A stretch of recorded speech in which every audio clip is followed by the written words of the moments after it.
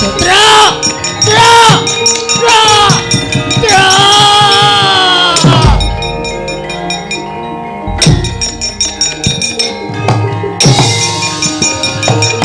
Waduh.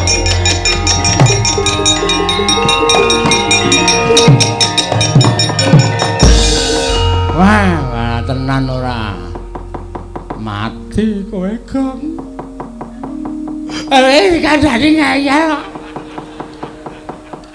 Ya mati kowe kelangan nyawa tenan tak oyahe le. Gak jaluk kene.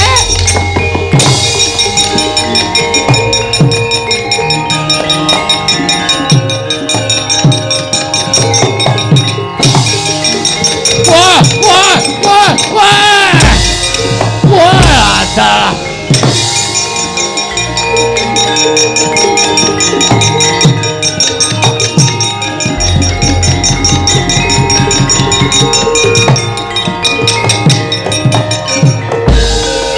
Wis tak lebokke Gong saka cangkem.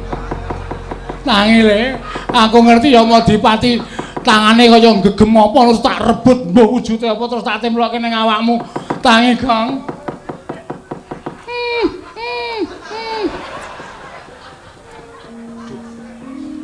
Baru nyawa kirik po ya.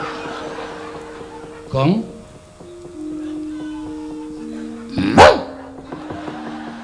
Waduh.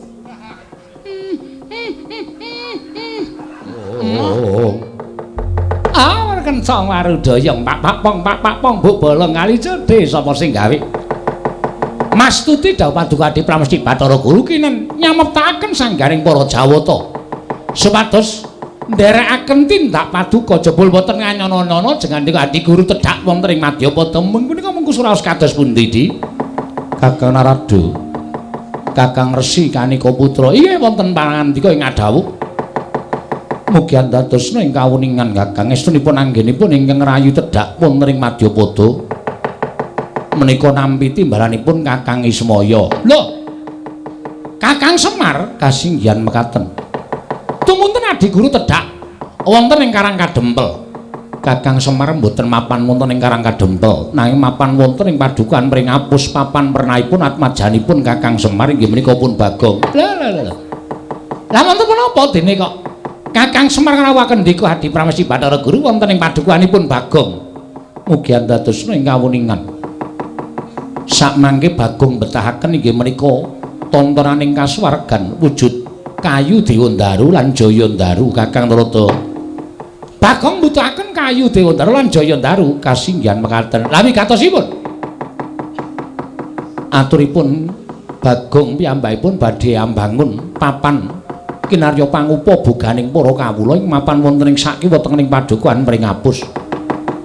Nanging anggenipun bangun badhe bangun wangunan menika kala wau kedah mawa syarat inggih menika Kajeng Dewandaru lan Jayandaru. Tumunten Kakang Semar paring dawuh kalawan ingkang rayipun Bathara Guru nyuwun supados ulun maringaken Dewandaru lan Jayandaru tinampi dening atmajanipun Lurah Semar inggih menika pun Bagong. Wah, dalah. Lah menika lak gampil to, Di. Menika perkawis saking boten angel. Paduka menika kedange muti bilih Kakang Badrana ya nggih Kakang Semar menika kalebet kadang paduka piyambak. Tur tinemu werda saking Paduka Adi Pramesti Bathara Guru mila menawi atmajanipun Kakang Semar menika nyuwun supados sakmangke boten ketang sekedhik Paduka Adi Pramesti Bathara Guru maringaken Dewandaru lan Jayandaru menika kula kinten boten kawratan. Estining manah kula mapan mekaten. Lah lajeng sabab menapa Paduka ngawi sangganing para Jawata? Para dewa mlempak wonten ing mriki. Krana sakmangke mugi andadosna ing kawuningan. Sareng Bagong matur ingkang kados mekaten tumunten kula matur lawan Kakang Ismaya. Pangandikanipun Adi Pramesti Bathara Guru kados pundi? Kakang Narada prisa piyambak. Estunipun tasih kogel kagelan manahipun Manikmaya krana sasampunipun kula dados Jawata.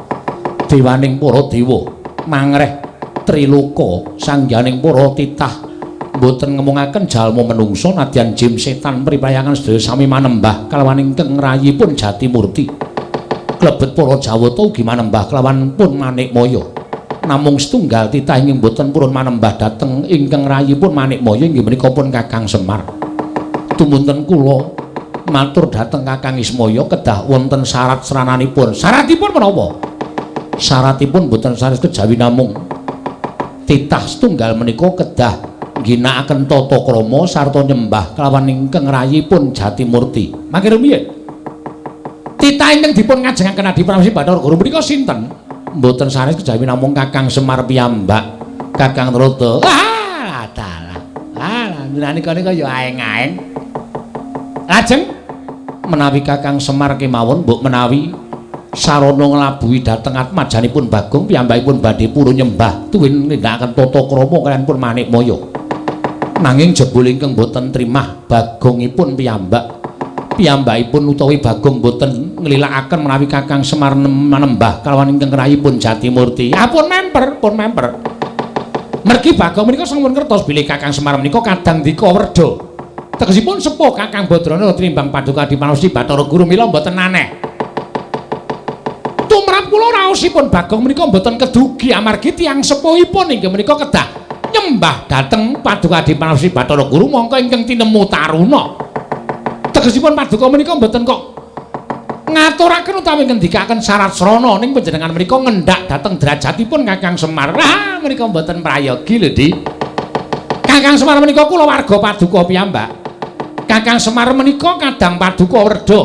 Mila menawi saking pamrigipun ingkang raka ing Sidhi Pangutal-utal, Dewa Ndaru lan Jaya Ndaru menika kaparingna dhateng pun Bagong, menika mangke mboten badhe wonten tetembungan kriwikan dadi grojokan geguyon dadi tangisan. Namung maringaken Dewa Ndaru lan Jaya Ndaru kemawon awratipun ngados menapa ta wong nyatanipun tetukulan menika tuwuh wonten ing kayiwangan kathah sanget. Mila menawi Bagong menika nyuwun sekedhik kemawon tertentu Paduka Adi Pramesti Bathara Guru tentu paringaken dhateng pun Bagong. Sampun ngantos namung perkawis alit kados mekaten dipun dadosaken perkawis ingkang ageng. Kakang Trata, punapi? Malah srana menika dados pancatan anggen kula badhe ngendhak dhateng Kakang Semar Badranaya. Tenan to. Malah kedawa-dawa ora karu-karuan. Lah menapa Paduka Adi Pramesti Bathara Guru wantun dhateng Kakang Semar menika dados pancatan. Menawi Kakang Semar badhe wantun kaliyan kula malah Dewa Ndaru lan Jaya Ndaru mboten badhe kula paringaken dhateng pun Bagong. Panjenengan prisa piyambak watak wantune anak-anake Semar menika panjenengan kedahipun sampun apal. Bagong ngantos nggadahi slogan kados mekaten menika tertentu nggadahi pemanggih sanes tegesipun kados pundi. Bagong menika wong gleleng, Bagong menika wong panjen wong nakal. Nek nganti Bagong terus nggawa graji munggah teng kayangan wit-witan Dewa Ndaru Jaya Ndaru disenso kabeh pripun? Lah taya kowe. Bagong niku wong nekat. Bagong dirajongi karo garek karo Petruk, sentek kayangan. Kakang Trata, punapi? Ing mekaten Bagong sak mangke badhe kula patrapi paukuman. Harataya malah tekan ndi-ndi? Semare luput, Bagonge diluputke. Inggih, kedah mekaten. Terus Bagong badhe kula pejahi. Lho, kok dipun pejahi pripun? Amargi sampun wantun kaliyan kula, Bagong boten nyawang menawi Bagong menika namung ditah kula menika dewaning para dewa. Bagong wantun nyula wetha kaliyan ingkang rayipun Jatimurti, Bagong wantun ngias dhateng pun Manikmaya, tegesipun kalepatan tumraping kadewatan. Boten wonten paukuman ingkang pantes kagem Bagong kejawi amung dipun cemplungaken wonten ing Kawah Candradimuka. Ora tedas, yakin. Kawah Candradimuka boten kuat ngobong kaliyan pun Bagong. Ngoten lho. Wong ora salah ora luput dicemplungke ning kawah menika mboten badhe mempan. Mboten badhe kobong. Kakang Trata, punapi? Sakmangke Kakang Trata dawuhaken para wadya Baladewa damel risak wonten ing kadukanipun Bagong inggih menika pun padukan pringapus. Sak menika ugi Kakang Trata, punapi? Panjenengan teka kendel kemawon. Nuwun sewu, Di. Tida-tida raos sing manahipun ing Raka Sidhi Pangutal menawi kula kadhawuh sepados ngrisak dhateng papan dununipun Bagong. Ternyata saking petanganipun ingkang Raka Sidhi Pangutal kelepetan menika mboten kelepatanipun Bagong kaliyan pun Semar. Ning lupute Adi Guru. Lupute Adi Guru ingkang duweni watak adigang adigung adiguna dumeh dadi dewaning para dewa. Panjenengan mboten ngurmati dhateng Kadang Werda inggih menika pun Kakang Semar Badranaya. Malah panjenengan badhe ngendhak derajatipun Kakang Semar menika tumrap kula mboten matuk, kula mboten rujuk lan kula mboten condong. Menawi Kakang Trata mboten matuk lan manggihipun Bathara Guru tegesipun Kakang Trata wantun dhateng pangaos kula. Mboten badhe wantun. Nanging kula menika kami tuaning dewa. Kula menika kamituaning kayangan panjenengan menika menawi badhe menggok mergi tertentu kula jejekaken. Kula badhe jejekaken ingkang bengkong, beneraken ingkang luput menawi dados pakartinipun Adi Pramesti Bathara Guru. Kakang Trata, nadyan panjenengan kamituwa nanging ing dados panguwasa tunggal menika kula. Sanes. Lho, sanes dos pundi? Ingin dados panguwasa tunggal menika Gusti Karya Jagat kula lan panjenengan menika namung kinarya pirantinipun anggenipun niti priksa dhateng para titah ing mapan wonten ing jagat. Dados menawi paduka menika ndewekaken utawa mengeranaken dhateng panjenengan piyambak menika lepat. Kakang Trata, punawi? Kekatan anggen kula munjatur ngersanipun Kakang Trata menawi Kakang Trata mboten sarujuk mboten mathuk kula aturi kundur dhateng kayangan. Apa inggih bali ya bali kaya.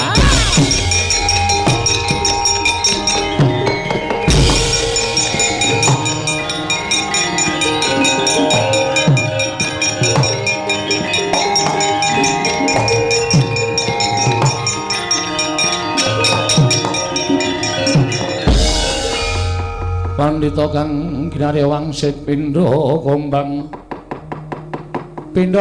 ngajaping tawang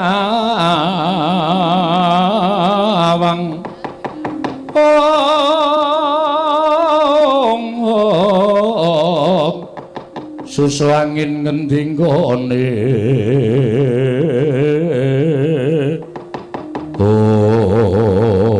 Indra wonten timbalan pukul Brahma wonten timbalan pukulun, Yama Dipati nggih wonten dawuh pukulun. Penyarian lan pathuk dina samengko aja wedi kangelan saka palilah ulun kita ulun keparengake gawe rusak ning padukan Pringapus. Syukur bagi kita iso ngrangket Panakawan yen perlu Kakang Semar babar pisan bandanan astane kerincungan sikile. Bakal ulun boyong ning kayiwangan yen Kakang Semar ora keduga nyembah kawan Bathara Guru. Ulun ingkang bakal mentala kalan Kakang Badranaya prasta Paduka Rama Pukulun nyuwun pamit madal pasilan bidal dinten samangke sing ati-ati aja kaya bocah cilik Surapati Brahma lan Yama Dipati.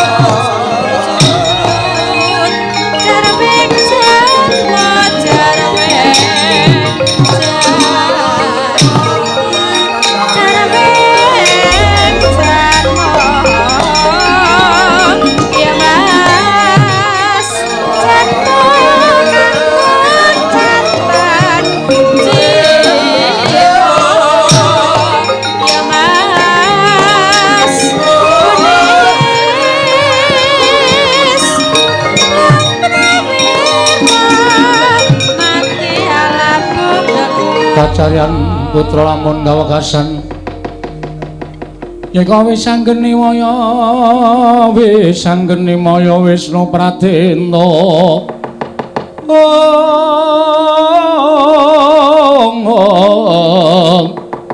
wis anggeni waya Wisnu Pradenta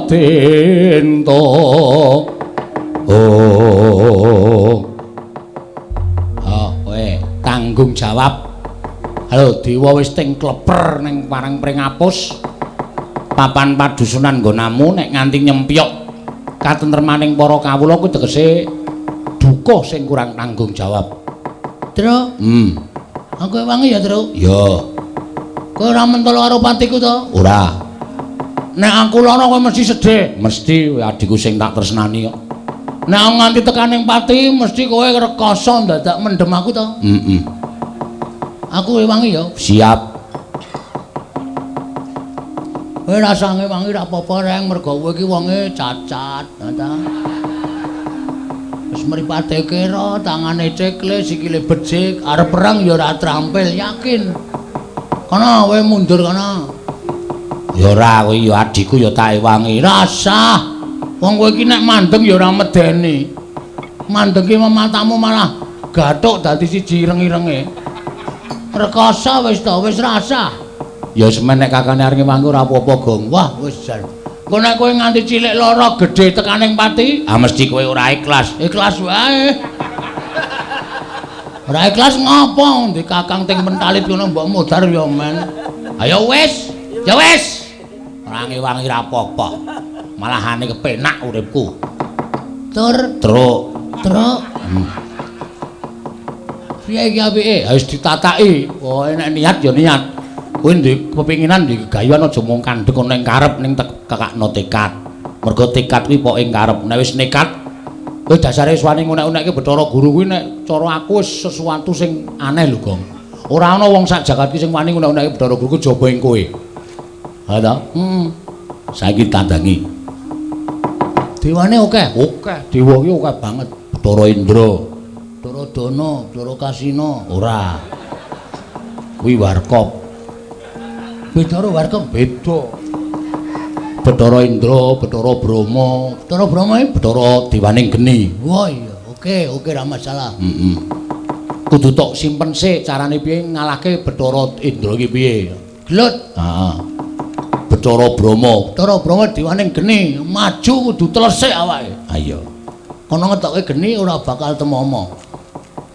Bathara Bayu. Weh, ana. Ana. Dewaning apa iki? Dewaning angin. Sebelah angin kontal kuwi kudu piye carane menanggulangi supaya aja nganti kalah karo dewa-dewa kuwi. Menyang aku ning ngurimu. Kowe aja negak aku ya, Mas. Ora, wis aja kuwatir. Apa sing tak gayuh kelakon kowe ya mesti bakal ngrasake penak. Aku ngempek kamukten le. Oke. Lara wong loro mati kowe dhewe ya Gus iki. Omonganmu iki sok ora penak. Lara wong loro mati wong loro. Siap. Petoke dewa-dewa. Ora gelem mundur gawe kisra, ora meneke Dewa Daru Jaya Daru. Aku ikhlas mati ndepani kampung halamanku. Iya. Kowe anggere muni ngono kuwi aku seneng. Aku sing deg-degan. Harus wani muni kok ora aku dhewe. Mangkat yo. Yo, mangkat yo rasa kok ngomong yo.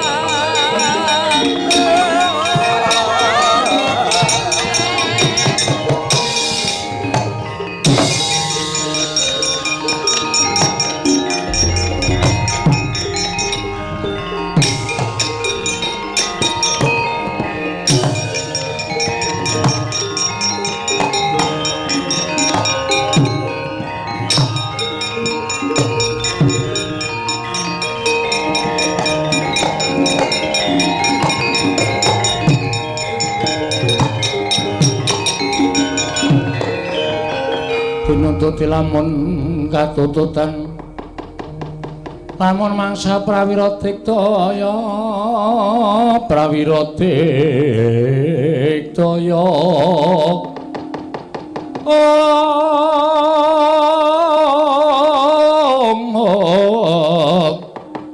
ora nanggono magawe gelari rawang-wang.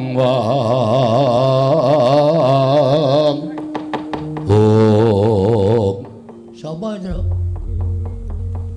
Dewa ngono. Jenenge kowe biasane sok apal? Bathara Indra gitu. Dewa sikile ora kambal apa? Ora. Ilmu hitam. Lho. Ilmu hitam iki kancane Wanda iki udu ora. Mancing kancane ra entuk kok entuk dhewe. Nganggo ilmu hitam. Kuwi omongane sapa kuwi? Takoni, guys. Sampeyan sapa? Dewa? Lho. Takon marang Ulun. Heeh.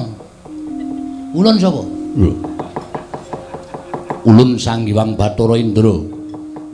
Oh, Sang Hyang Bathara Indra. Dasar Pranyata Bagong. Dalem Sapa sing wani karo Sang Hyang Jatimurti? ora ana. Lho. Kok ora ana pitu meneng to? Ora ana to? Ora ana sing wani karo Jatimurti to? Iya ta? Embuh. Ora ana. Nek aku mangsuli omongane Bathara Guru pancen tak wangsuli. Nek aku wani karo Sang Hyang Jatimurti iki ora ana. Sapa sing wani karo Sang Hyang Manikmaya? Ora ana, kuwi ngarang meneh kuwi. Nek aku wani karo Bathara Guru pancen wani, nek karo Manikmaya aku ora wani. Gong. Manikmaya kuwi ya Bathara Guru, Jatimurti kuwi ya Bathara Guru. Oh, satu orang toh? Satu orang.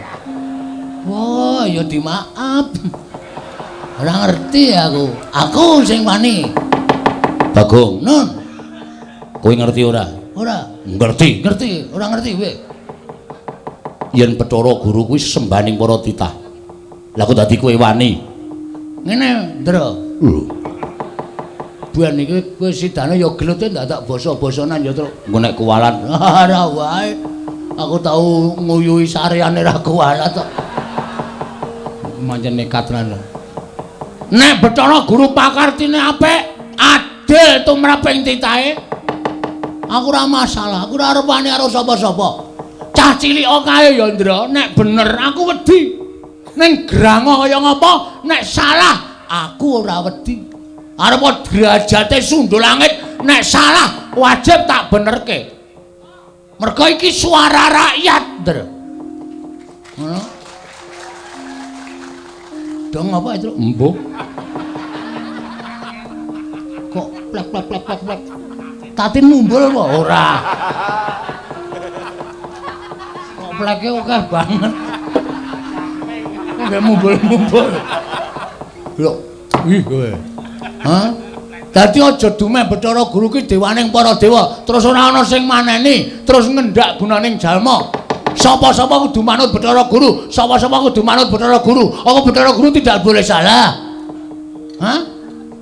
Meng dijaluki Dewa Ndaru karo Jaya Ndaru, meng tanggo syarat. Lah kok Semar kon nyembah karo Bathara Guru anggepe apa? Semari bapakku, Ndra. Semari wong tuaku. Nek ana menungsa sing arep ngendak derajate bapakku, aku ora ikhlas. Aku ngewangi wong tuaku. Lho, Malah wani karo aku. Aja kok kowe. Kowe iki anake Bathara Guru to? iya. Anak nomor 4 to? Iya. Kowe kok ngerti? Menurut buku. Ngono kuwi nek sejarah aku ora ngerti wong lairmu ki, aku ora ngerti bidane sapa kok. Hah? Aja kok kowe bapakmu ki nek salah kudu tak benerke. Aku bapak kok nyembah, kok kon basa, kok kon tata krama. Ora mungkin. Ora iso. Bapak ki tuwa bapak mangane Bathara Guru. Bathara Guru sing kudune basa karo bapak. Menggone unggah-ungguh ki Bathara Guru sing kudune nyembah karo bapak. Bapak wis gelem dadi titah, gelem dadi wong cilik, gelem dadi pamomong, ninggal kamukten kajewatan. Dipasrahke Bathara Guru kok wis dadi wong cilik, dadi pamomong, kok isih kon nyembah karo Bathara Guru. Model apa kowe? Ayo ge omong-omongan. Piye meneng wae iki? Stay. Nek omong jan mentes. Bathara Indra nganti meneng wae. Meneng wae nek terus ngampleng cilaka iki. Lu ngomong ning ora gek plek-plek malah ora apa-apa nek meneng wae terus dis ngono. Aku ora siap, Petro. Ana aku kok. Lho, terus ngopo? Lah aku ya lunga.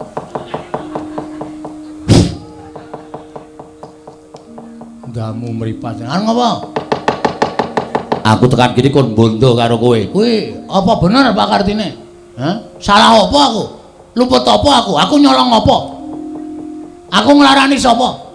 Kar dibontok kaya penjahat. Cacing tak kepidak menungso ngolet butuh males, Ndra. Bagong ki menungso. Duwe perasaan. Anak kowe areng nglarani karo aku nek iso bangga. Wani karo setawet dari awakmu. Ora minggat kene markaning patimu. Tiban nangane Petruk. Sik. Sing nantang ki kowe. Oh jare mau ngewangi. Ngewangi ning kowe sike wong jenenge wangi iki sing kawogan temandang sik nek ra iso lagi tak ewangi kowe ngeperang sik engko nek kowe kalah aku maju. Ora ngono tembunge. Ya baleni saka tangan-tangan mau. Saka sing endi? Saka sing kata-katane kowe muni lho wani karo aku. Tak dene ngono gak sing ndak gayeng. Wani karo aku. Sing tak dari matamu. Lho. Apa-apamu? Ki merkaning pati pangga tanyane. Iki merkaning maju bicara.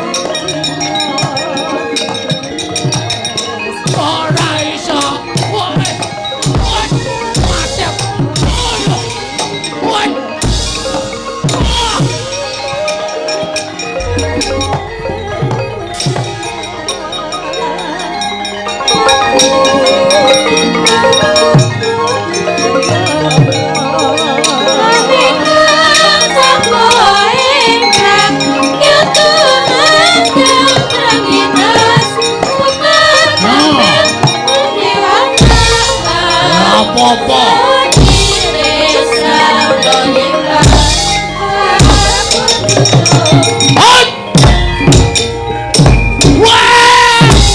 Ayo,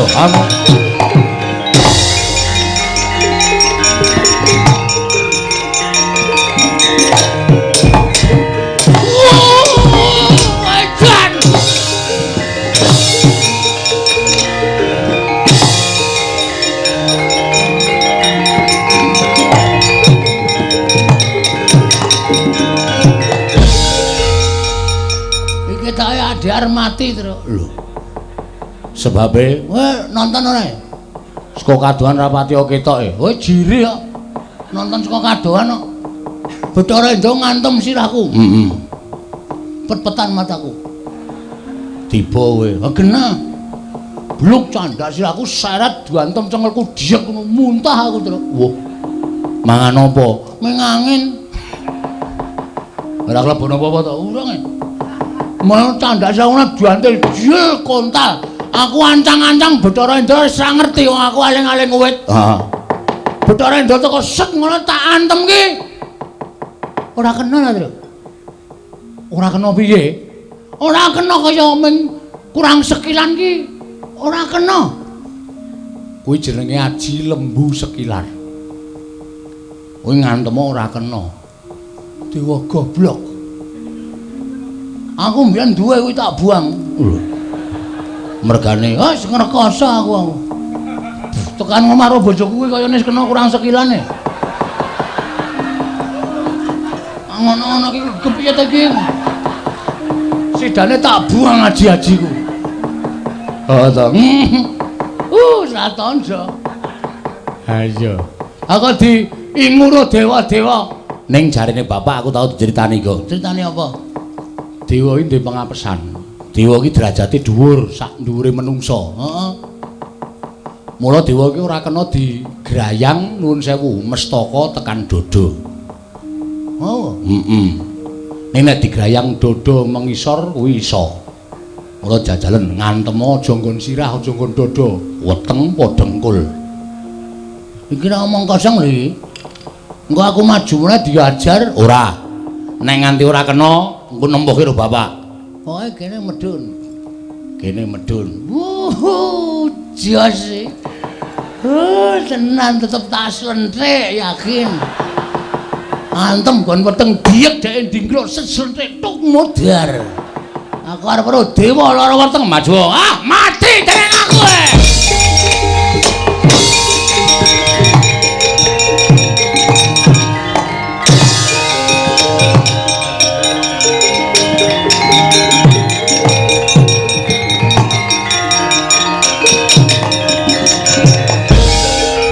Ngopo iki? Ayo ditutuke Mas yo.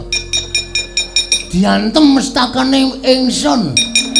Pecah siramu. Pecah yo. Cah gleleng padake anak Semar dantem anake Bathara Guru kalah. Trimo ora dadi yungkus iki. No. Nah, lagi ngampet ya. Ora males kowe. Dia nampa tenane sampean tak antem kok ora kena. Titah ora bakal kewagang sarta iso ngrayang dewa. Yakin? Yakin. Wis mantep kowe muni ngono. Wis. Apa tak anggap aku ora iso ngantem karo kowe? Iya. Yakin? Yakin ki apa? Dewa kok tak jak omong yakin ta iki. Memantapkan lho. Iya. Nganti iso ngantem aku bumi langit tangkep. Piye? Nganti iso ngantem karo aku bumi langit tangkep Sambata legane atiku kowe. Waduh, untung mati aku. Wah!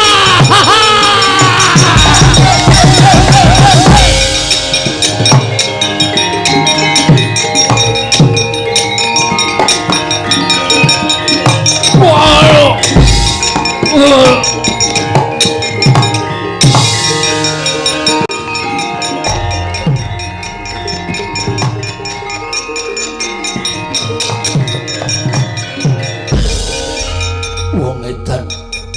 Bagong wong edan.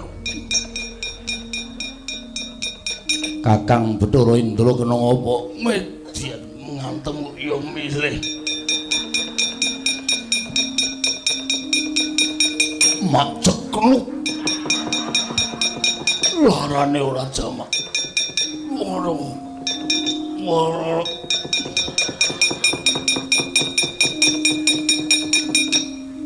Sapa iki?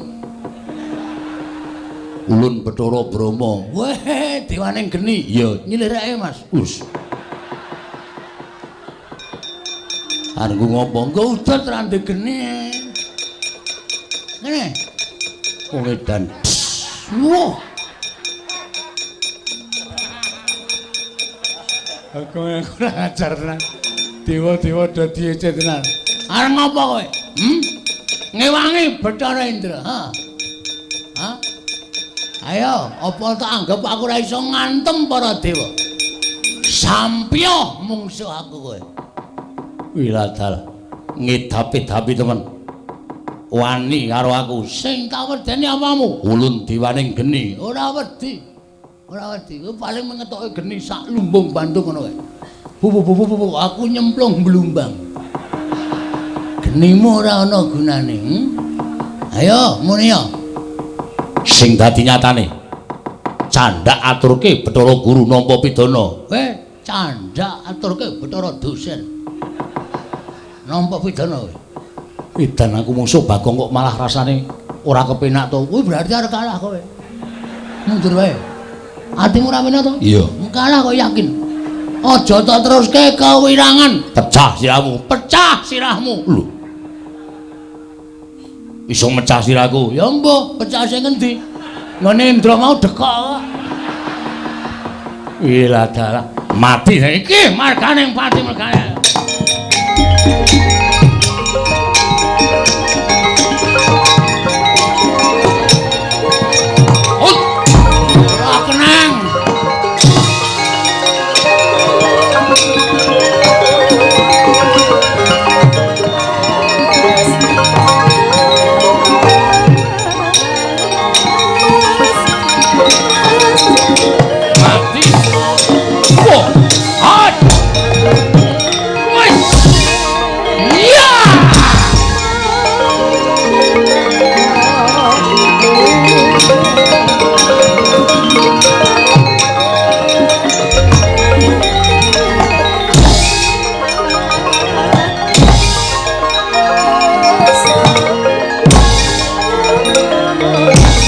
Ayo Walasa. Ya.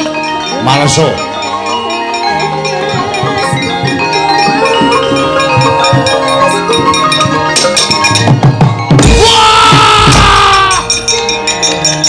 Mati ya.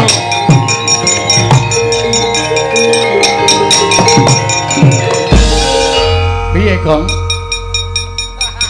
Cara brangae bajigur ana. Ha ngopo? Tak inceng ndase, Heeh. sepatune dunggahke. Aku nggajul kono kena sithik, anggon aku kena akeh. Mules. Leren sik terus. Wah iya.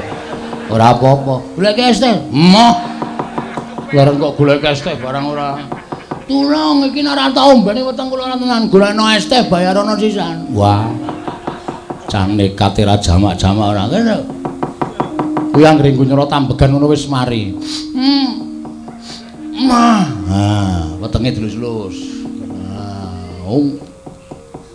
Kowe ora ukuran kok Gong kowe iki. Penyakiten iya kowe. Kok gede banget semono to, Gong? Mbok rasa trewet, Tru. Rahasia kok diomong-omongke wong akeh. Mula nek kowe mlayu mau kok surane tung. Padahal klontong sapi kok. Ya ora ya. Yes, Bathara Brama kalah. Kowe iso menang karo Bathara Brama. Iya, ora gleleng kowe. Gleleng kok kuwi.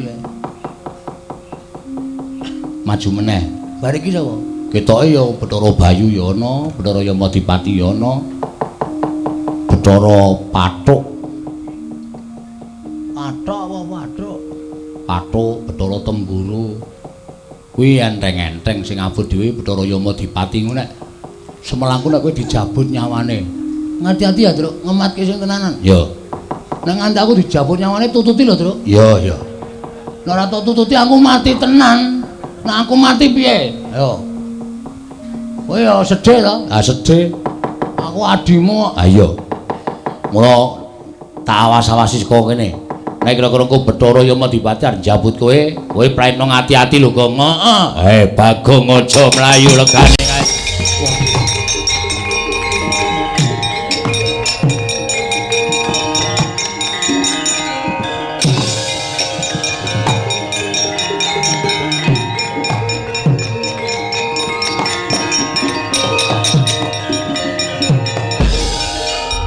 Mundura. Kaya aja nganti wani karo dewa. Iki Yamadipati. Iya.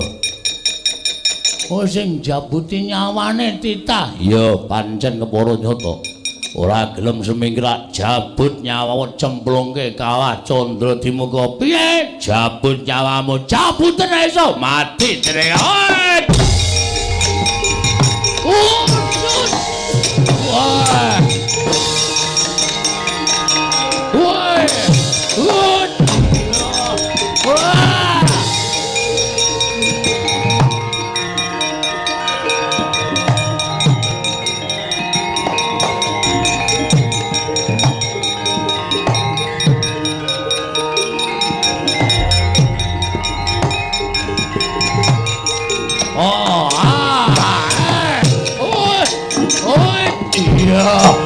Waduh, truk!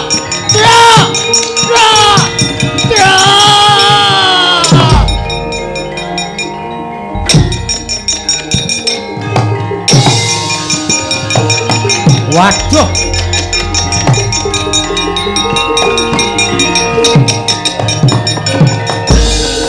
Wah, tenan ora.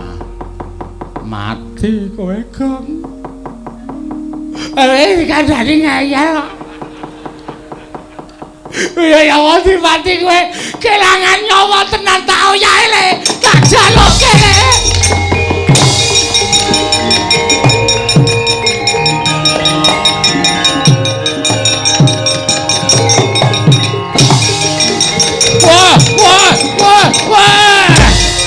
Wah, ada.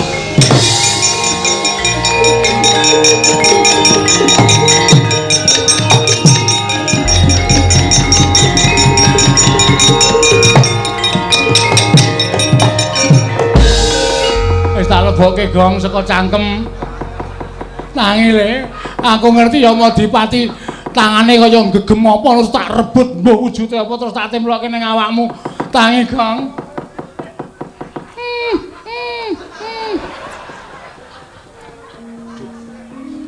Baru nyawa kirik po ya. Gong.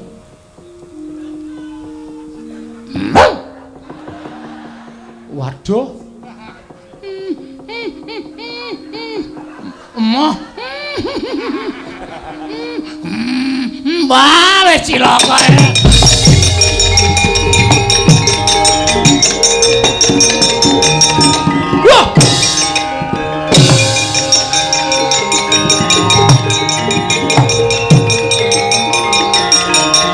Wah. Ayo, di kayak situ, ayo. Wah, Petro, ayo. Kandak wae. Wah, ada.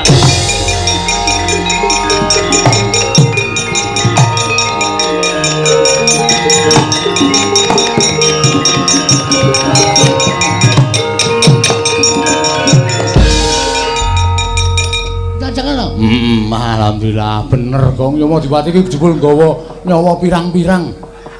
Masa? Kaya aku mau wis urip e. Lho, krasa ta kowe? Krasa. Enak ngomong kok orane, ngono. Kleru nyawa kirik. Wah, jan. Arep tak dol ta? Ora ya. Arep didol-didol ora. Lho ya Madipati sing ngoyak. Minggir aja. Arep tak apa? Jabut genti nyawane. Gong, Gong. Men pokoke.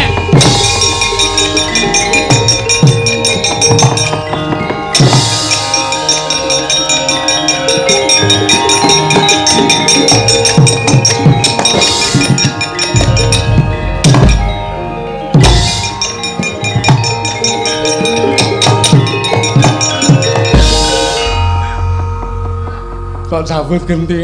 Mudar wae. Adake anak Semar iso njabut nyawa ta iso wae anggere mlebu nggawa arit ra kekreki kabeh. Saedan ora. Balekke, Gong. Ora arep tangu. Lho. Arep dingu piye nyawa kok dingu?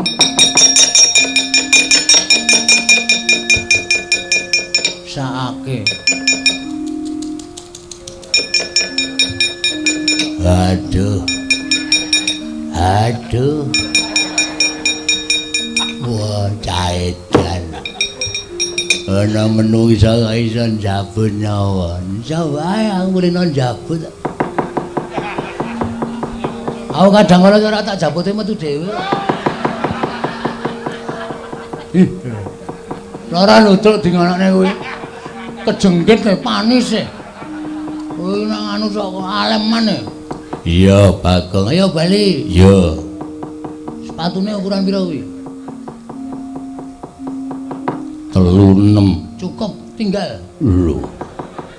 Tinggal tak ajar. Iya, iya, iya. Wah, laedan dipreteli nya. Nya.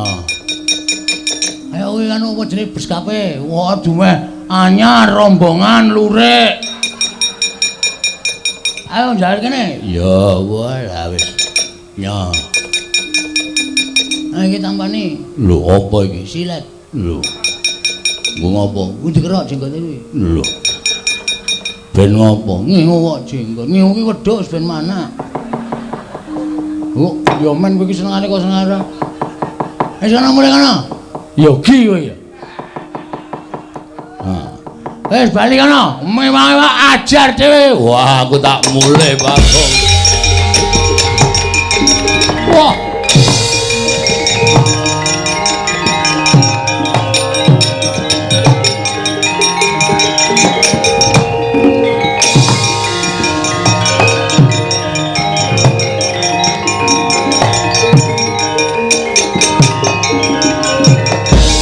Pandhita kang ginarawangsit pindha kombang.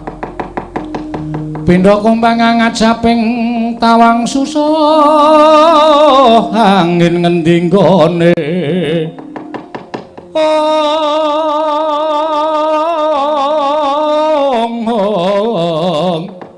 Miang kalihing kangkung beksimi beruluke ngungkuli langit. Mas Tunama sidam sekaring bawun langgeng. Andu para temene ngatasé mung drajating Panakawan iso ngorak-arik karo barisaning para dewa. Bagong, Petruk, Nala Garing, kita ora gelem mundur, kita ora gelem masrahake kelawan diri kita, ulun bondo, ulun boyong marang kayiwangan. Yen perlu wong atuwa kita, aja takon dosa. Padukuan tak tamani Cis Trisula, ora kobong wong sak padukuan aja dundang manik moyo keparat.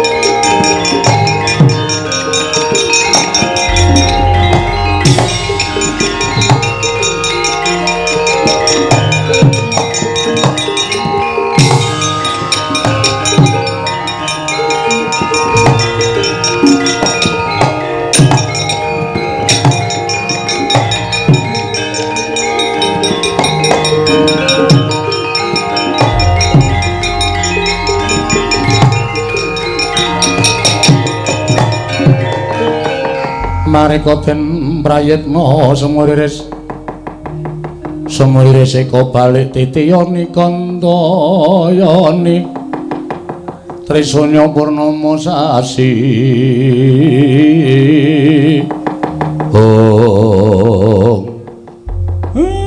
Manik Maya lah kok ngliga pusaka kadiwatan Kakang Semar sampun boten wonten raos sabar malih wonten manahipun ingkang rayipun Manik Maya. Dinten sakmangke Kakang Semar keparing maringaken dhateng Atmaja panjenengan Bagong menapa mboten? Menawi mboten kula mentala bumi angus padukan pring apus mriki Kakang Semar. Sabar to, ora kaya ngono kuwi. Lah kok dadi kowe nuruti karo karepe Bagong. Bagong ki wong srogal-srogol. Bagong ki wong kebak sembrono. Nek tok tanduki malah kowe engko kewirangan dhewe larak tenan to. Dewa-dewa kalah mungsuh anakku Bagong mergo nggonmu nuruti karo mubal babaling nepsu ingkang mbok ora iso mbok peperwekasan gawe wirangmu dhewe. Kula sampun mboten peduli. Bagong mboten panjenengan pasrahaken. Kula ingkang badhe damel bumi angus padukaning pringapus. Weh, dalah wis iki men durus bapak. Ora usah nesu, manut karo bapak. Nek ora manut ndak malah ora klakon. Aku mangkel kok kaya lanang-lanang dhewe. Bathara Guru kok dimetangane papat. Ayo, gelot karo aku ning tanganmu loro wae. Lho, tanganmu loro wae piye wong tangane wis papat kok. Wis, kowe ora usah melu-melu ben bapak. Men bapak go men bapak. Terus saiki karepmu piye? Kula nyuwun Bagong badhe kula cemplungaken kawah Candradimaka. Weh, lah aku ki wong tuane. Nek Bagong cilik lara gedhe tekaning pati, aku sing ora entuk. Aku sing ora trima. Lajeng paringipun Kakang Semar kados pundi? Dewa Ndaru Jaya Ndaru mbok wenake Bagong apa ora? Bagong sampun wani kalian kula. Mboten badhe kula paringaken. Nadyan kanthi syarat srana menapa kemawon mboten badhe kula paringaken. Kowe kandha. Saiki kowe kandha. Syarate apa wae bakal tak turuti. Aku mesti saguh minangkani syarat ingkang mbok aturke kelawan aku Manik Maya. Tan samar pamoring sukma sinukmaya. Sinumaya winayu ing asepi sumimpen telenging kalbu.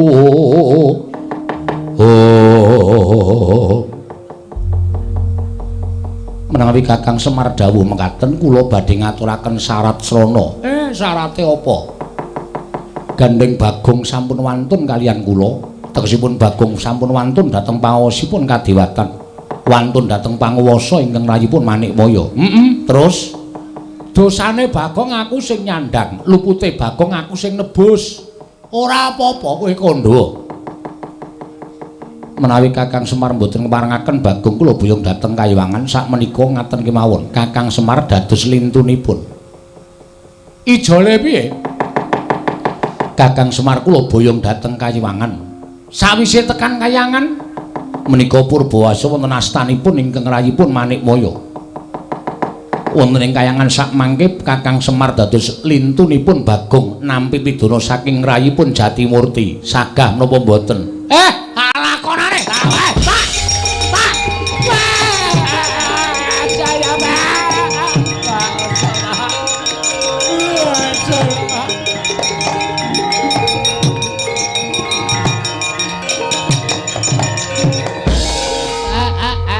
Jaya, aja dadi jale Bagong.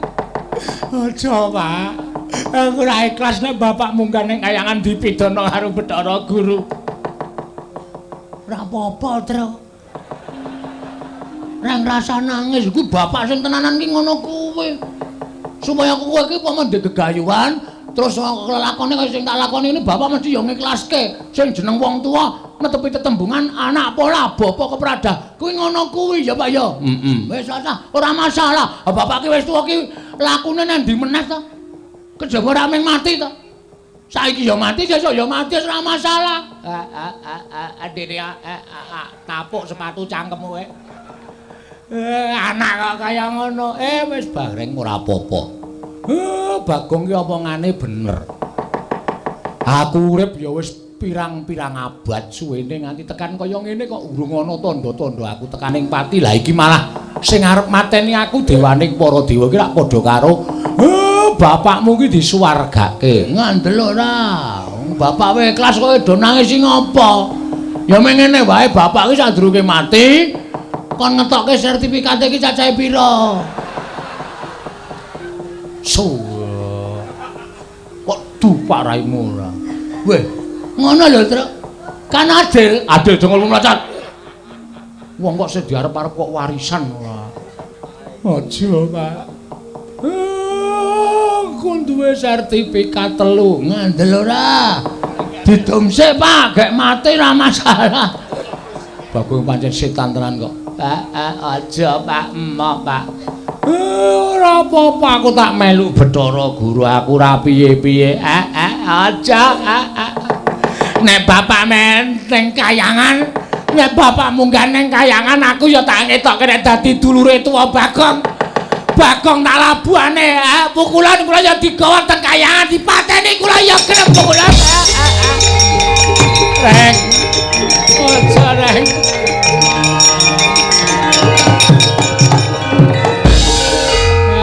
Wis Truk, aku ya wis tuwa, umurku ya wis pirang-pirang.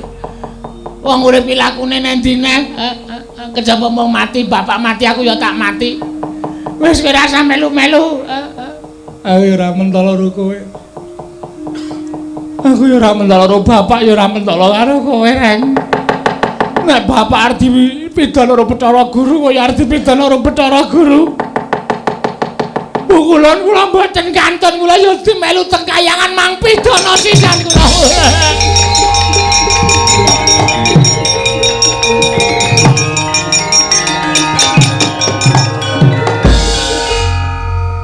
Truk. Bagong kok ora nangisi awake dhewe ya. Uteke buntul telek kok. Wis blas ora ndek perasaan apa-apa. Gong. Iki wong telu iki do nglabuhi karo kowe. Terserah. Aku kan nang njaluk. Kowe ora pengen melu nang Kayangan, Gong.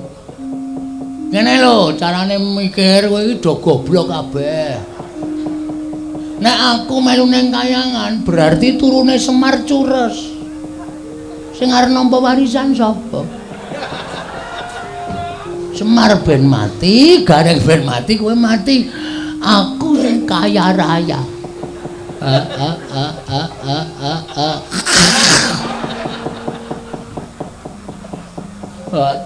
Cangkem kok kaya ngono. Wae aku nang omah wae. Nek nganti aku kok gagal gegayuanku bangun niki, sapa sing dicucuk? Wis, nek pancen do ikhlas mbelani aku ora masalah. Aku matur nuwun ya, Reng. Matur nuwun ya, Truk. Matur nuwun ya, Pak. Wis do mbelani karo aku. Pun kula nggih digawari kok. Pun mboten sak ditakono cemplung kawah blung modar kabeh pun. Iya, aku ngene iki nglabuhi kowe lho, Gong. Aku ya ngerti kok, wis tenang. Engko tak tulis nang tembok omahku. Pahlawanku 1 Semar 2 Gareng 3 Petruk. Pahlawanku. Ya dilukis. Wah, angel ngelukis matamu ki lho, Reng. Setan tenan tenan. Kakang Semar. Piye? Panjenengan sampun ikhlas. Ora ikhlas sebab apa? Apa mung mati kok ora ikhlas. Mati kuwi sangkane dhewe-dhewe. Upama sangkanku saka kowe ya wis tak terima-terimake. Nolo Garing ikhlas. Mboten ikhlas ngapa? Bapak ora ana kok kula kene urip-urip sing sambat sebut karo sapa?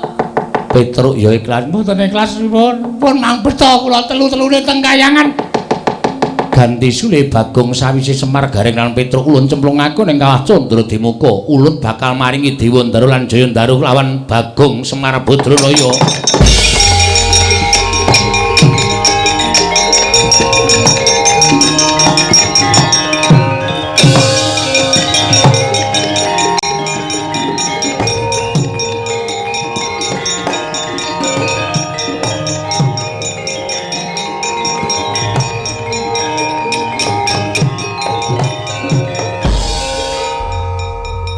Semono ketresnane mas-masku karo bapak aku.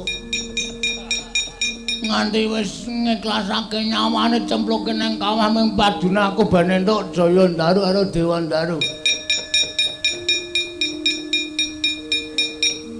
Kok sepi ya suwe-suwe. Ra ana sing takjak omongan, ra ana sing takjak geguyan. Monggo aku nek tangi turu ora raope langsung ketemu Gareng terus do ngopi wong loro. Raketang pahit. Terus udut-udutan raketang tegesan. Ning sing penting ra iso ngulir budi ngasah kadewasan karo Kakang Petruk ya ora ana. Monggo Semar iki janjane aku tresna tenan karo kowe lho, Pak. Kowe mesti ngekeki ngemu-ngemu karo aku arep pameng lumrah ngelmune wong cilik-cilikan iso digawe urip. Aku mau kok ya ora melu to, edan.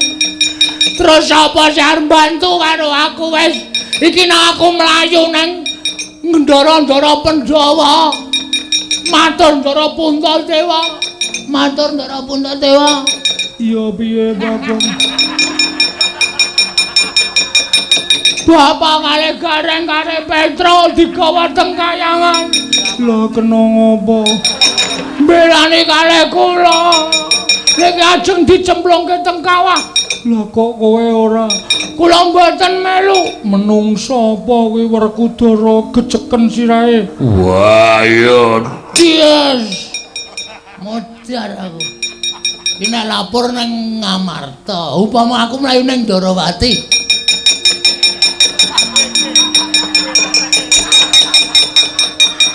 Matur sinuwun Kresna, langsung ngono mangadilin wae. Ana sasmintane nang jagat wasane Ngombatara. Ana apa wae, Gong? Kok kowe tawang-tawang tangis? Matur Ndara Kresna, Bapak Semar kali Gareng kali Petruk digawa teng kayangan. Lho. Sebabe apa? Sebabe mbelani kali kula. Lah kok kowe ora mati? Nggih, wong baterane tesih wutuh. Wah, adalah sencaki laran. Sendika kesaken dawuh. Tak mati meneh. Nendi ya iki? Polsek kowe apa ya? Lapor, Pak Polisi, ada kematian. Di mana TKP? Di Kayangan. Nah, mumet polisi lari nang Kayangan.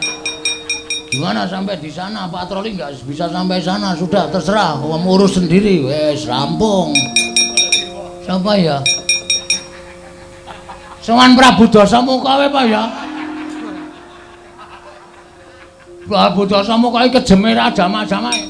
Munteng wae dipateni. Jane gantran. Wis cilaka iki wis. Weh. Oh iya, Dik. Bapak iki sing sedulur. Ngendikane para sing do ngerti iki, bapak iki biyen lahir ndok. Kok bapak to? Sang Hyang Tunggal ki nglairke ndok.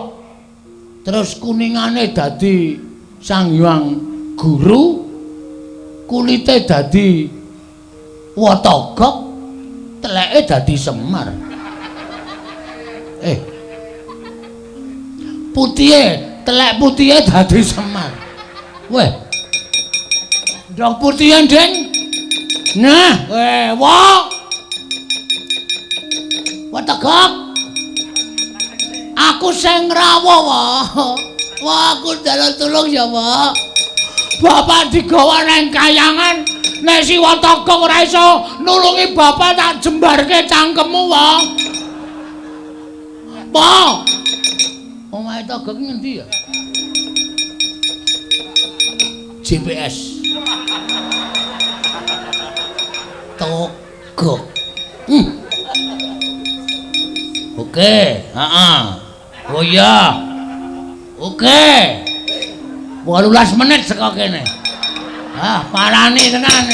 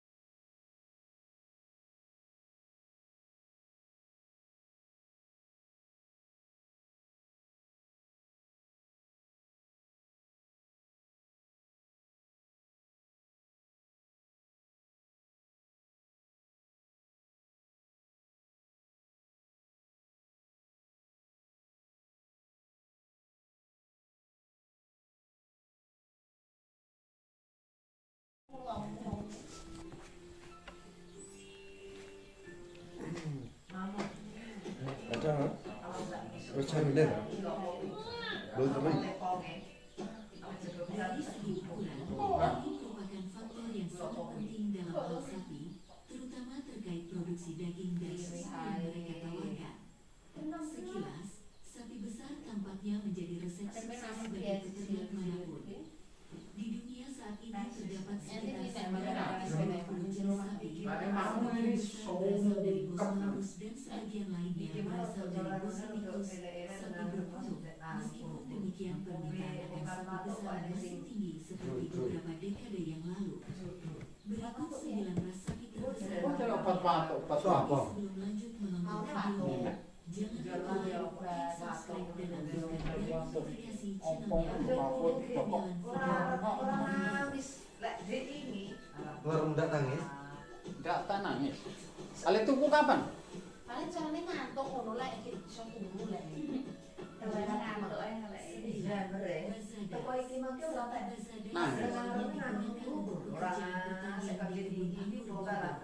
Berat sapi bisa mencapai 1.100 kg. Ini secara bertahap digunakan sebagai daging sapi yang memiliki reputasi baik, bukan hanya sebagai hewan pekerja yang kokoh dan sehat, menjadi salah satu sapi perincis yang paling umum digunakan untuk produksi daging sapi. Penak to jerek.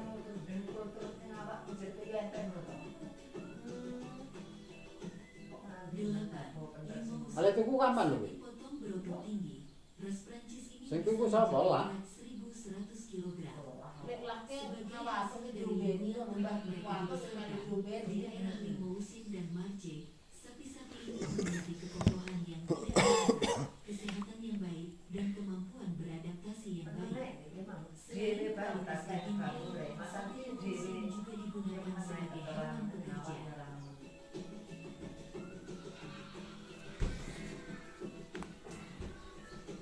7. Partene. mari siki jere jilin sapa iki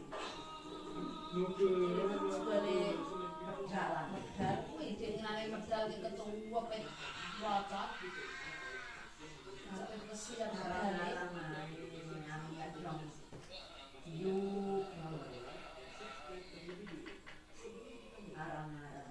bisi song kan yes Gedenya kok ilang. Angkelek. Sembur. Ya ngono.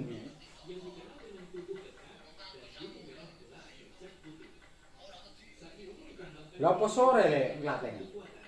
Jam 3.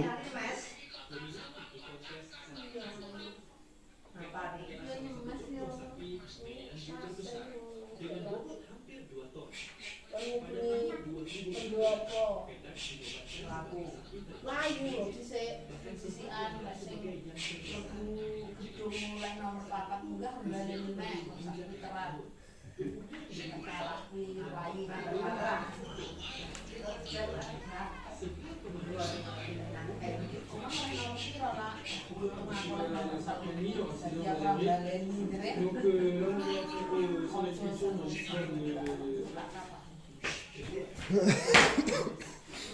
lek arek mlaku bareng karo balane jejer ku ya ora oleh. Jalan iki ngarep buri. Bareng ya ora oleh. Kembali meneh. Kayak semut-semutan lho. Iya, wis semut-semutan rumpung ngono. Tapi lek sing mlebu balen nomor 856 balen meneh puteran.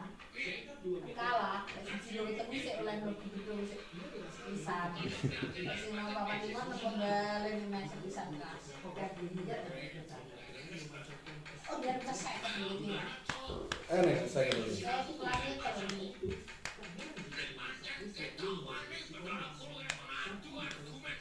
Ya suwi dong yang jam terlalu teko setengah 3. Kan mulai ke beleng. Kalau UBS, kalau begadang terus rumah beratus ya terus dulu ada tangi setengah 5 kan ya kok ndak sembang kok nguras iki lele aku sing ngono kesel bang. Tapi seperti sarapan kan karek mangan sekolah.